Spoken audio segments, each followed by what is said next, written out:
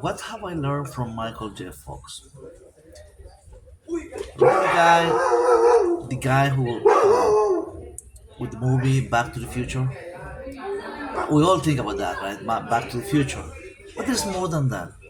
He just turned 64 with Parkinson's disease, as we all know.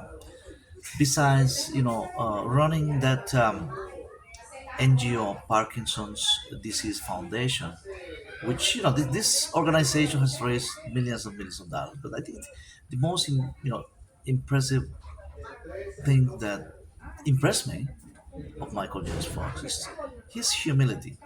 He's a humble guy. Even before he was diagnosed with Parkinson's disease, he was a humble person.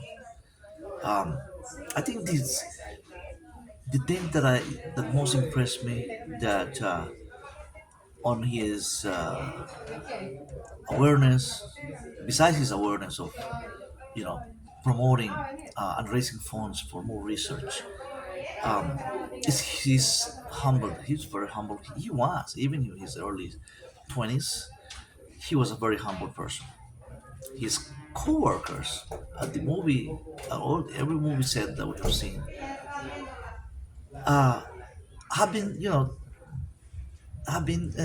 very much bold in giving those testimonies. That he was the last guy to, for instance, to eat at the table during the break time.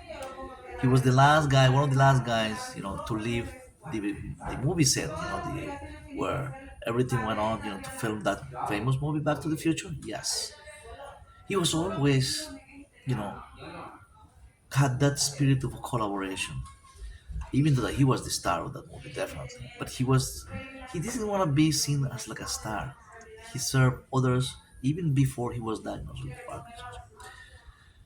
Being 64, I mean, when I see him and celebrating his 64th birthday, I said, "Wow, isn't that I in my mind I picture him 35 years ago when he was in his still late 20s, but being on his shoes, it hasn't been easy. It hasn't been easy. He had a beautiful wife, a loyal wife. How come his wife never left or never like been a nurse? I mean, uh, she's been a nurse for the last 35 years. Can you find that kind of loyalty? I mean, it's a jewel. I mean, it's like a one of a kind um, type of woman you can find. I mean, 1 in a million. That's one of them. I'm not taking. If we think about Bruce Willis's case, they compare that. Bruce Willis almost with the, not the exactly same disease, but last time I hear Bruce Willis is gonna go to a nursing home. They already made the arrangement to throw him. I don't know. I'm not saying that the wife is Bruce Willis's wife is doing something, but all I'm saying, or family members, I think they've had a meeting of a family get together reunion to just to be sure that everybody's best interest is to put Bruce Willis in the nursing home. But how come Michael J. Fox never ended up at a nursing home? And he's been a nursing home material for some time, right? We all know that. I mean, the trembling, I mean, the whole shaking, I mean, the whole everything that we have seen in public appearances.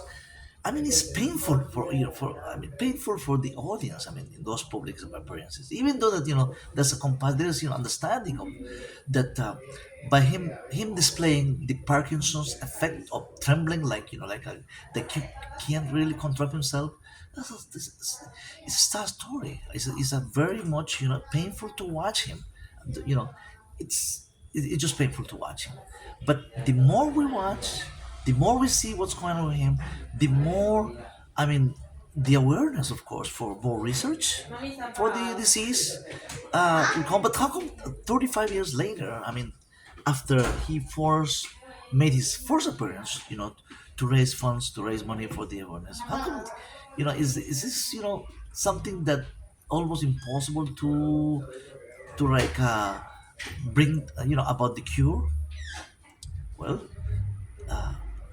Harvard, I mean, all these medical, top 10 medical facilities in the planet, including Mayo Clinic, all this Columbia University Hospital in Manhattan, All these people have been researching for the last 35 years, millions and millions and millions of dollars spent in research. Where is the result? I mean, where is the, um, of course, when we think about the medicine Nobel Prize for, uh, we always think about whoever brings about, brings, discover the, what's the cure for Parkinson. It's gonna make it happen. It's gonna win, of course. But this is, um, with only 64 years old, I have learned myself, because I'll talk about myself, how things really, has been, affecting my the last 20 years. I always have, wow. I always, in every appearance, I say, wow, my reflection has been there. Today I have to let it go, guys. And I'm not gonna take too long in this video, but I have to really let go. Let go meaning, like, say what I have to say about, what really, uh, transpire with his willingness to really impact humanity. Oh, with all his winnings in Hollywood, he could be, really being, anonymous, being, secluded somewhere where he does have to be in a public appearance, and so people feel bad about people. I mean, he knows that people, his audience, his admirer, feel, feel like sorry for him. Of course, is that good feeling? No. I don't want anybody to, feel sorry for me. I mean, in any case, situation, of course. And people try, we all try to have our dignity. I mean, to at least, if I lose everything, at least my dignity, I want to keep it intact. So in every appearances, every public appearance from Michael J. Fox, he's losing a little bit of his dignity, of course. But of course, the positive impact is more than losing. If we think about, that's a very much, not selfish way of, looking at the world. And the second thing I admire from Michael J. Fox, so he didn't, care about his, his public image, or losing his dignity, feeling people feeling sorry for him. That's a way of losing dignity in a way, right? Um, he just turned 64. There are other many celebrities who have, who in their 80s, their 90s, celebrities who had longer years, longer years of good quality life, but not, it's just the celebrity status, the legendary status, the Oscar winning, the whole thing about, Hollywood world. Even some of them became politicians, like Schwarzenegger. Remember these guys? This guy Schwarzenegger, Tom Cruise, all these, they still have public, public, you know, uh, public work, public, meaning, uh, displaying, public life, meaning, public life, and they've been invited. They are invited to different events. Some of them are political, very much active in politics. Some of them not. Some of them just, just move away and do their own, private things. But private meaning, their private life. They have a life their own on their own, and just secluded, um, millionaires, of course, with private lives on their own. But Michael J. Fox has uh, chosen to be in public during the last at least 35 years that I've been following him. Following his appearances, his work at this organization. So, and people like, for instance, Willie Nelson, and perhaps others. I don't want to mention all of them, but they have had, a life that, with, a legacy in country music. In the case of Willie Nelson, but has he really been have is he really leaving a legacy of, awareness for us, anything to change the world? Some people say no, guys. I mean, that's dreaming about changing the world. I mean, that's a cliche, right? I mean, one person can't change the world. I mean, one person is hard to change the world. But yes, Michael J. Fox, only one person, of course, another. I'm not saying just him, but other people have done it too, but especially him and his organization. has been changing the world for the last 35 years. So, by saying this, I say, wow, have I learned something from him? Looking ahead of my own life. I mean, can I do the next 35 years what he has done during the last 35 years? Yes. I mean, today could be day one for me, day one for you guys. I mean, for anybody who's hopefully watching this, but to be that next Michael J. Fox. I'm not saying you have to be, really. What if now, if he hadn't had that disease, Mark Parkinson's disease, okay, do you think he would be doing the same?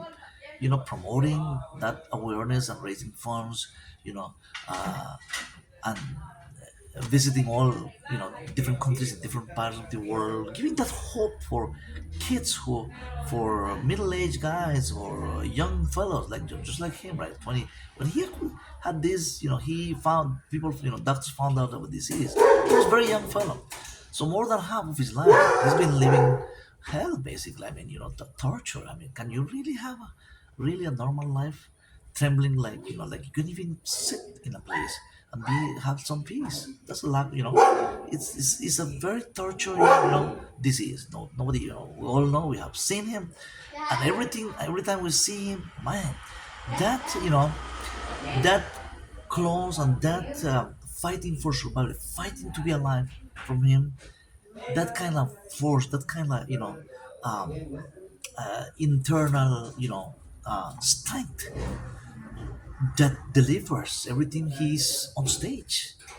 That's a unique, that's a very unique, from any human being. So that's my take today. What have I learned from Michael J. Fox? Today is day number one for the last 35 years. For the next, what he has done during the last 35 years. Can we do the same?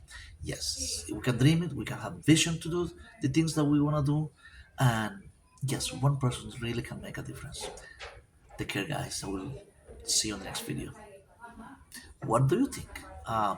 Give me a comment. What do you think about Michael J. Fox, and what kind of legacy, or what have you learned from Michael J. Fox? I just told you in this video. What have I learned from Michael J. Fox? Humble, to leave a legacy, to change the world. Yes, one person can change the world. Take care, guys. See you in the next video.